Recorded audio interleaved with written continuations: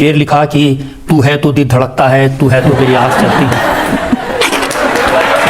गौरव की बात है कि हम लोगों ने ऐसा प्रधानमंत्री पाया है जो देश की गति की प्रगति उस गति के साथ पहुंचा रहे हैं बुलेट ट्रेन की तरह।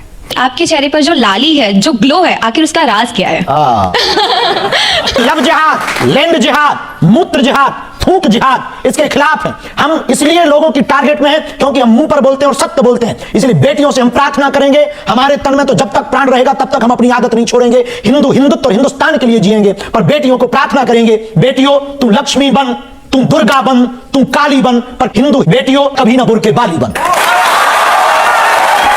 जय श्री राम मित्रों, जय हिंदू राष्ट्र। देखिए कैसे जब आपकी अदालत में रस शर्मा जी ने पंडित श्री धीर के शास्त्री जी से ऐसे ऐसे सवाल पूछे जो कि सवाल हमारे और आपके दिमाग में हमेशा घूमते रहते हैं, जो कि हम पंडित धीरेन्द्र शास्त्री जी से चाहते हैं कि पूछ लें और उसका वो जवाब हम लोगों को दे दें। उनसे बहुत सारे रस शर्मा जी ने सवाल किए, जैसे कि उनकी पर्सनल लाइफ से बहुत सारे सवाल थे कि आप इतना महंगा चश्मा और जैकेट कैसे पहन लिए थे, आप इतना विदेशों में क्यों घूमते रहते हैं, आप तो साधु है ना, राजनीति के बारे में आप क्या सोचते हैं, और अखिलेश यादव जो आपके ऊपर इतनी टिप्पणी करते हैं आप उनको क्या जवाब देना चाहेंगे। ऐसे ही एक से बढ़ के एक सवाल जो कि सभी हिंदू भाइयों को देखना बहुत ही आवश्यक है। तो जो सच्चे सनातनी हैं इस वीडियो को लास्ट तक जरूर देखेंगे और कमेंट में अपनी प्रतिक्रिया जरूर बताइएगा कि आपकी इस पर क्या राय है, और ऐसा कमेंट करिएगा कि सनातन विरोधियों को देख करके उनके सीने में आग लग जाए। और सभी सनातनी इस वीडियो को लाइक करके चैनल को सब्सक्राइब जरूर करिएगा। ने शेर लिखा कि तू है तो दिल धड़कता है, तू है तो मेरी आँख चलती है।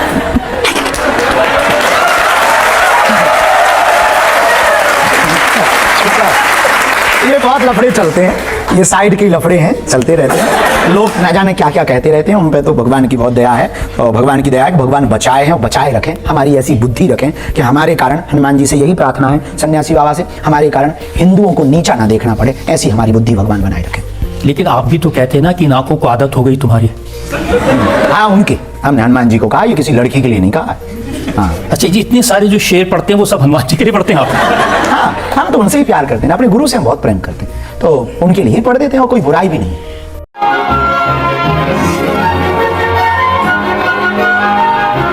देखिए, इस देश में दो लोग हैं जिनको जब भी कोई मिलता है तो पूछता है कि भाई आप शादी कब करोगे, एक सलमान खान और एक आप। नया जवाब ये है कि जल्दी ही हम आपको कार्ड थामेंगे, कार्ड ही देंगे। कुछ सपने हैं जो जीते जी हम देखते हैं, सोते हुए नहीं। हॉस्पिटल का सपना है, हिंदू राष्ट्र का सपना है, हिंदुओं को जगाने का सपना है, युवाओं को सात्विक बनाने का सपना है, नशा मुक्त राष्ट्र बनाने का सपना है। इस देश में तलवारों की क्रांति नहीं, विचारों की क्रांति लाने का सपना है। ये सपने हमारे चल रहे हैं, इन्हें हमने खुली आंखों से देखा है। पहले हमें ये करना है, गृहस्थ जीवन में माता पिता की आज्ञा से जाना है, और कोई बुराई भी नहीं, जाना भी चाहिए, कोई बुराई। कल के दिन संन्यास लेकर के यदि गृहस्थी बनेंगे तो पाप होगा, गृहस्थ होकर के सन्यासी बनेंगे तो ये मर्यादा है। बस रुलाएगा क्या? अब अभी तो करनी पड़ेगी क्योंकि नरेंद्र मोदी ने आपकी पर्ची निकाल दी। वीडियो को लास्ट तक देखते रहिएगा क्योंकि लास्ट में बहुत ही कुछ इंटरेस्टिंग होने वाला है, और अपनी प्रतिक्रिया कमेंट में बताते रहिए। अभूतपूर्व है और अद्भुत उनका अप्रज्ञा है, मेधा है, भारत के भविष्य को समझने की बहुत अद्भुत भगवत कृपा है। और हम, ये हमारे नहीं सबके प्रधानमंत्री, इस देश के प्रधानमंत्री हैं, तो आपके भी प्रधानमंत्री हैं। ये गौरव की बात है कि हम लोगों ने ऐसा प्रधानमंत्री पाया है जो देश की गति की प्रगति उस गति के साथ पहुंचा रहे हैं बुलेट ट्रेन की तरह। अब ये तो कमाल आपने किया ना कि राष्ट्रपति भी और प्रधानमंत्री भी दोनों बागेश्वर धाम आ गए, जिनके पहले वीडियो चलते थे फर्जी।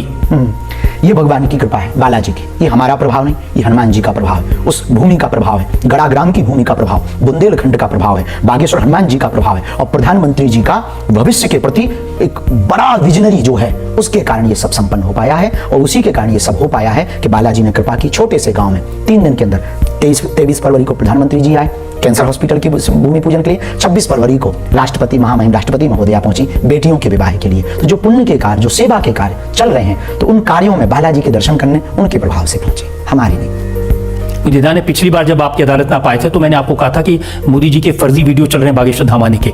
अब रियल हो गए, लोग चला देते हैं, कुछ भी डाल देते हैं। हम तो बहुत परेशान हैं इन सबसे। रोज तो हमारी शादी करवा देते हैं, और रोज कहीं सांप बना देते हैं, कहीं बंदर भेज देते हैं, कहीं कुछ कर देते हैं। हम तो इतने पक गए, और हर बार हमारी लड़की बदल देते हैं, और इतने पक गए, कहीं कह देते हैं बाबा को पुलिस ने पकड़ लिया। सब क्या देखना पड़ रहा है, अच्छा है मैं अंधा हूँ। कि आप कब शादी करेंगे और आपको क्या क्या क्वालिटीज एक लड़की में चाहिए, सब प्लीज बताइए। सब बहुत एक्साइटेड है। कार या बस खरीदनी हो तो क्वालिटी देखें, और विवाह एक संबंध है, और संबंध में क्वालिटी तो नहीं, संस्कार चाहिए हमें। क्वालिटी नहीं हम देखते, संस्कार देखते हैं। हमको पत्नी या वाइफ नहीं, अर्धांगिनी चाहिए। Watch them take notes while I take totes of the marijuana. जो हमारी परंपराओं को लेकर चले, हमारे माता पिता की सेवा करे। हम जो अपने माँ बाप की सेवा नहीं कर पाए वो करे, हमारे परंपराओं को लेकर के चले, हमारी साधना भजन मार्ग में बाधक नहीं साधक बने। और दूसरी बात, रिश्तों को चलाने के लिए क्वालिटी की बात नहीं होनी चाहिए। आज इस देश में जितने भी तलाक हो रहे हैं उसके पीछे यदि हमसे कोई पूछे एक धर्म गुरु के नाते, तो सबसे बड़ा कारण विवाह में विच्छेदन का सबसे बड़ा कारण है कि आजकल लोग सुंदरता ज्यादा देखते हैं, समझदारी कम देखते हैं।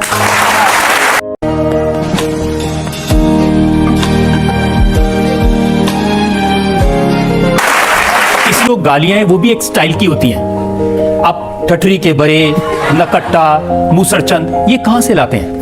गांव के आदमी, गांव में तो यही चलती है। अब यहाँ हमारे यहाँ अंग्रेजी तो चलती नहीं थी, तो हमारे यहाँ माताएं जब नाराज होती है तो ये गालियां नहीं, आशीर्वाद है। अब इसका मतलब क्या? जैसे नकटा, मूसरचंद, इनका मतलब क्या? मतलब ना पूछो। हमको अभी भारत में घूमना भी है, कहीं पर किसी का दिमाग खराब हो जाए, हम कह दें नकटा, उसे अर्थ पता हो जाए तो आफत हो जाएगी हमको। तो इतने में ही कुछ राज ही रहने चाहिए। ये बड़ी अच्छी बात कही आप। मेरा आपसे सवाल ये है कि आपके चेहरे पर जो लाली है, जो ग्लो है, आखिर उसका राज क्या है? सात्विक आहार, शुद्ध भोजन, सात्विक आहार, और सबसे ज्यादा स्माइली फेस, और दूसरा पवित्र विचार, नो माइंड मेडिटेशन, और सबसे बेहतर हम जो भी करते हैं वो बहुत डीप होकर के। सोते भी है तो 2 घंटे या 3 घंटे सोएंगे, इतना डीप सोएंगे कि सिर्फ सोएंगे। भोजन करेंगे तो सिर्फ भोजन करेंगे डीप होकर के। तो हमें लगता है कि यदि हमारा आहार शुद्ध होगा, व्यवहार शुद्ध होगा, तो निश्चित रूप से जो ब्रह्मचर्य की ताकत है, तेज है, वो तेज हमारे चेहरे से झलकेगा। पवित्रता में इतनी ताकत होती है कि वो चेहरे पर झलकेगी।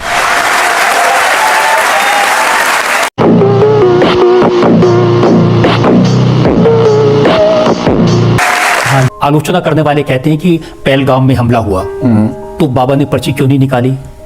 हिंदुओं को उनका नाम पूछकर, धर्म पूछकर गोली मारी गई, तो बाबा कहां थे? प्लेन क्रैश हुआ, ट्रेन टकराई, तब बाबा की पर्ची कहां चली गई? हम पढ़ते रहते हैं कमेंट, खूब बढ़िया आते हैं। हम उनसे एक बात इस वीडियो के माध्यम से, आपके माध्यम से निवेदन भी करना चाहेंगे। 24 घंटे में जो विधा है दरबार की, वो कुछ क्षण के लिए बैठते हैं और प्रार्थना करते हैं। भगवान कृष्ण को भी पता था कि महाभारत होगी, लेकिन क्या वो टाल पाए? नहीं।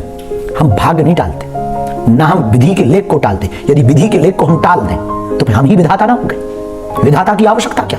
हम लेख को नहीं मिटाते कि हम लेख को मिटा दें कि आज प्लेन पे मत बैठना वरना क्रैश हो जाएगी एयर इंडिया की। यदि हम ये बता दें तो फिर तो विधि के लेख भी मिट जाएगा। दूसरी बात, महाभारत में अभिमन्यु का एक चरित्र है। भगवान कृष्ण को पता था यदि आज जाएगा मारा जाएगा, लेकिन भगवान ने रोका नहीं। क्यों? क्योंकि विधि का लेख था। भगवान राम को पता था कि हम यदि 14 वर्ष वनवास के लिए जाएंगे तो हमारे पिताजी प्राण छोड़ देंगे, लेकिन भगवान रुके नहीं। क्यों? क्योंकि विधि के लेख को नहीं मिटाया जा सकता। उसी प्रकार हम विधाता नहीं है, हम भी आपकी ही तरह हैं। हाँ, गुरु परंपरा से जो आशीर्वाद मिला है, उस आशीर्वाद पर लोगों को अंधेरे में रास्ता देने का एक दीपक जलाने का काम करते हैं। हम भविष्य नहीं बताते, भविष्य बनाने के लिए जागृत करते हैं। हम भविष्य वक्ता नहीं है, हम भविष्य बनाने की चर्चा करते हैं। हाँ, प्रेरणा जो लगती ग्रह नक्षत्र के हिसाब से, गुरु परंपरा, सन्यासी बाबा की हमारी परंपरा, उस आधार पर जो प्रेरणा लगती उसके बारे में हम रख देते कि भाई ऐसा ऐसा हो सकता, ऐसा ऐसा है, इसको आप ऐसा ऐसा कर लीजिए। लेकिन हम टाल नहीं सकते हैं क्योंकि हम विधाता नहीं। मैं भविष्य बताने के लिए नहीं कह रहा, मैं कह रहा हूं कम से कम ये बता दीजिए कि पाकिस्तान ने न्यूक्लियर बम कहां कहां छुपा के रखे हैं। क्या कह दें, भगवान से प्रार्थना करेंगे कि ये भी अर्जी लग जाए। आपने ऑपरेशन सिंदूर के बारे में बहुत सारी बातें कही हैं। आपको लगता है कि न्याय हो गया या अभी बाकी है? हम चुप हैं, शांत हैं, लेकिन छेड़ेंगे तो छोड़ेंगे नहीं। अब ये पुराना भारत नहीं है, ये नवयुग का भारत है, 2025 का भारत है। और मुनीर को और पाकिस्तान को ये बात समझ लेनी चाहिए कि यदि आप अब छेड़ोगे तो छोड़ा नहीं जाएगा। अभी 9 ठिकानों को, कल 99 ठिकानों को उड़ाया जाएगा। दूसरी बात, एक कवि ने बहुत अच्छी बात कही थी और आप सबके और हमारे सबके काम की, कि कभी यदि पाकिस्तान से हमारा संवाद कराया जाए और पाकिस्तान की आवाम को हमारे सामने बैठाया जाए या वहां के प्रधानमंत्री को, तब हम उससे एक बात जरूर कहेंगे, चलो युद्ध हो जाए। लेकिन इस बार का युद्ध गोली बारूद या मिसाइलों से नहीं, अपने अपने देश की गरीबी मिटाने का युद्ध हो जाए। हम बुद्ध के देश के हैं, हम राम के देश के हैं, कृष्ण के देश के हैं, बुद्ध के देश के हैं। युद्ध पर भरोसा नहीं करते हैं, लेकिन आप छेड़ोगे तो छोड़ेंगे भी नहीं। आपने छेड़ा है, धर्म पूछ करके मारा है, हमने घर में घुस करके मारा है। और अब आप छेड़ोगे तो पीओ के तो लेंगे ही। ये तो ऑपरेशन सिंदूर था, अभी मेहंदी रस्म बाकी है, हल्दी बाकी है। और मुनीर साहब को जरूर आप ये वीडियो भिजवाइए, हल्दी बाकी है। और मुनीर साहब यदि विदाई हो गई शादी के बाद तो पाकिस्तान के लाहौर पर अपना तिरंगा लहराए।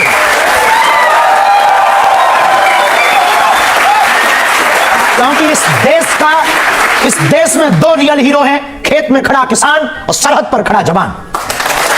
आपसे निवेदन करें, प्रेम करना चाहिए, पर इस देश में बहुत बहुरूपिया घूम रहे हैं, इसलिए कुछ बेटियों को बहुरूपिया बहुत पसंद आ रहे हैं।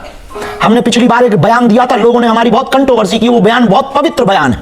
हम किसी भी मजहब के विरोधी नहीं है, हम रसखान के भी दोहा गाते हैं, और देश की बात आती है तो अब्दुल कलाम को भी सलूट करते हैं। लेकिन लव जिहाद, लैंड जिहाद, मूत्र जिहाद, थूक जिहाद, इसके खिलाफ है। हम इसलिए लोगों की टारगेट में हैं क्योंकि हम मुंह पर बोलते हैं और सत्य बोलते हैं। इसलिए बेटियों से हम प्रार्थना करेंगे, हमारे तन में तो जब तक प्राण रहेगा तब तक हम अपनी आदत नहीं छोड़ेंगे। हिंदुत्व और हिंदुस्तान के लिए जिएंगे, पर बेटियों को प्रार्थना करेंगे, बेटियों तुम लक्ष्मी बन, तुम दुर्गा बन, तुम काली बन, पर हिंदू बेटियों कभी ना बुर्के बाली बन। टारगेट की जाए। आज हमारी श्रद्धा के 35 टुकड़े हुए। कोलकाता में डॉक्टर बेटी को मारा गया गंदे में। हमारे बुरहानपुर में, मध्य प्रदेश में रफीक नाम के लड़के ने गला काट दिया, इस बात पे काट दिया कि वो साथ रहने के लिए हानि कर रही थी। तो इससे बचने का सर्वोत्तम उपाय यही है, जांच लें, परख लें, इसके बाद उसके परिवार की डिटेल लें। जरूरी नहीं है कोई कलाबा पहने या तिलक लगाए तो वो हिंदू हो सकता है कालनेमी हो। कैसा लगा आपको हमारा ये इंटरेस्टिंग कंटेंट? तो ऐसे ही और भी इंफॉर्मेटिव और इंटरेस्टिंग कंटेंट के लिए आप हमारे वीडियो को लाइक करके चैनल को सब्सक्राइब कर लीजिएगा और कमेंट में अपनी प्रतिक्रिया जरूर बताइएगा। आपसे मिलते हैं हम अगले वीडियो में। अपना ख्याल रखिएगा, तब तक के लिए जय हिंद।